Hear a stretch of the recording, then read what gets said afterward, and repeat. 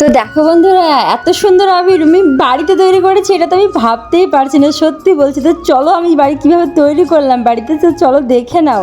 এখানে দেখো কিছুটা কর্নফ্লাওয়ার নিয়ে নিয়েছিলাম, আর আমার কাছে আলতা ছিল, তোমরা চাইলে এখানে কালারও দিতে পারো। আর এখানে দেখো মিক্সিং করে নিচ্ছি ভালো করে।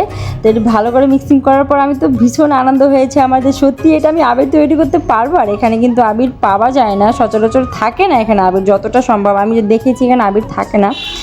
তো এখানে দেখো শুকানোর পর আমি তো দেখে সত্যি অবাক হয়ে গেছি। এটা তোমরা চাইলে মিক্সিতে এটা গুঁড়ি করে নিতে পারো, পেস্ট করে নিতে পারো, কিন্তু আমি মিক্সিতে করিনি, এটা হাতে বেটে বেটে তৈরি করেছি। সত্যি বলছি আমি তো ভীষণ খুশি হয়ে গেছি, আমার সোনাও ভীষণ খুশি যে এত সুন্দর আবির বাড়িতে তৈরি করা গেলে কিনতেই বা যাবো কেন। এত সুন্দর হয়েছে কি বলবো, তোমাদেরকে বলে বোঝাতে পারবো না। তোমরা দেখতেই পাচ্ছ কালারটা এত সুন্দর এসেছে।